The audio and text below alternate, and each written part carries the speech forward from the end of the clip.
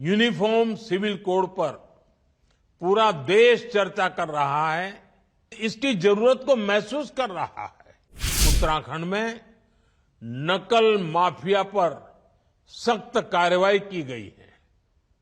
अब प्रदेश में पूरी पारदर्शिता और समय से भर्तियां हो रही हैं। 9 का अंक बहुत ही शुभ माना जाता है, शक्ति का प्रतीक होता है। आज मैं आपसे और उत्तराखंड आने वाले यात्रियों, श्रद्धालुओं से 9 आग्रह करना चाहता हूं। आज उत्तराखंड ऐसे निर्णय ले रहा है, ऐसी नीतियां बना रहा है जो देश के लिए उदाहरण बन रही है। उत्तराखंड ने गहन अध्ययन के बाद यूनिफॉर्म सिविल कोड लागू किया, जिसे मैं सेक्युलर सिविल कोड कहता हूं।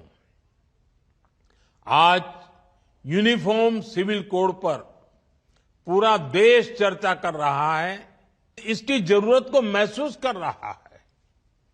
उत्तराखंड सरकार ने प्रदेश के युवाओं का भविष्य सुरक्षित करने के लिए नकल विरोधी कानून लागू किया।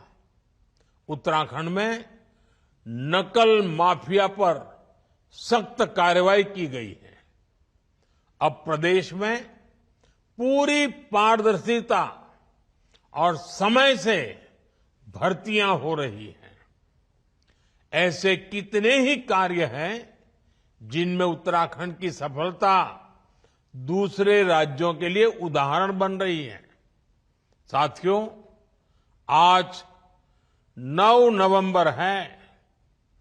9 का अंक बहुत ही शुभ माना जाता है, शक्ति का प्रतीक होता है।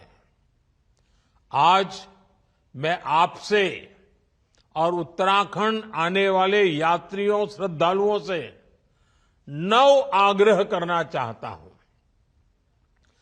5 आग्रह उत्तराखंड के लोगों से और 4 आग्रह यात्रियों, श्रद्धालुओं से। साथियों, आपकी बोलियां काफी समृद्ध है। गढ़वाली, कुमाऊनी, जौनसारी, ऐसी बोलियों का संरक्षण बहुत जरूरी है। मेरा पहला आग्रह है कि उत्तराखंड के लोग अपनी आने वाली पीढ़ियों को जरूर ये बोलियां सिखाएं।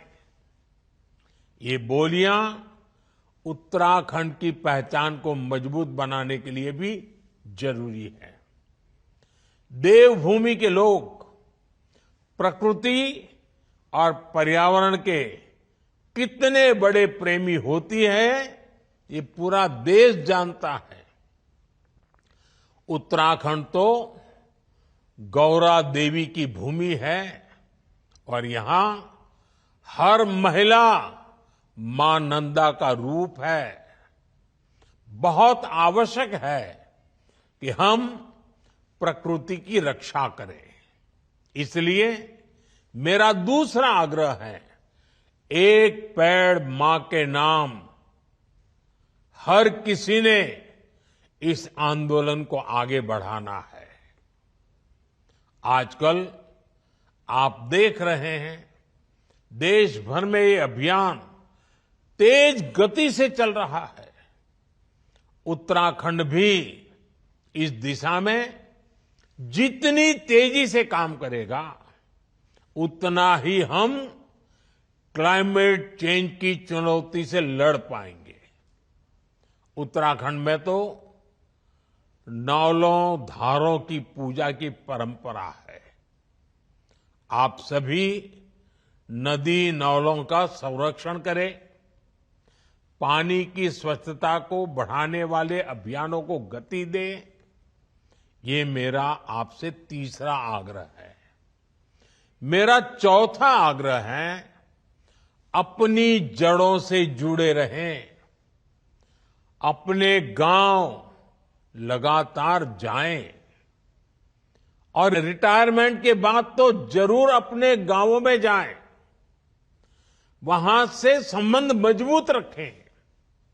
उत्तराखंड के लोगों से मेरा 5वां आग्रह है, अपने गांव के पुराने घरों, जिन्हें आप तिबरी वाले घर कहते हैं, उन्हें भी बचाएं। इन घरों को भूले नहीं। इन्हें आप होम स्टे बनाकर अपनी आय बढ़ाने का साधन बना सकते हैं। साथियों, उत्तराखंड आने वाले पर्यटकों की संख्या हर साल बढ़ रही है और देश के कोने कोने से आते हैं, विदेशों से आते हैं।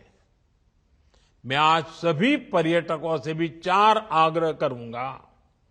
पहला आग्रह है, जब भी आप हिमालय की गोद में पहाड़ों पर घूमने जाएं, स्वच्छता को सर्वोपरि रखें। इस प्रण के साथ जाएं कि आप सिंगल यूज प्लास्टिक का इस्तेमाल नहीं करेंगे। दूसरा आग्रह है, वोकल फॉर लोकल के मंत्र को वहां भी याद रखें। आपकी यात्रा का जो खर्च होता है, उसमें से कम 5% स्थानीय लोगों के द्वारा उत्पादित किए गए प्रोडक्ट खरीदने में खर्च करें। तीसरा आग्रह है, पहाड़ पर जाएं तो वहां के ट्रैफिक नियमों का जरूर ध्यान रखें, सावधान रहें। हर किसी का जीवन अमूल्य है। मेरा चौथा आग्रह है, धार्मिक स्थलों के रीति रिवाजों, वहां के नियम कायदों के बारे में यात्रा से पहले जरूर पता कर ले। वहां की मर्यादा का जरूर ध्यान रखें। इसमें आपको उत्तराखंड के लोगों से बहुत मदद मिल सकती है। जी न्यूज़।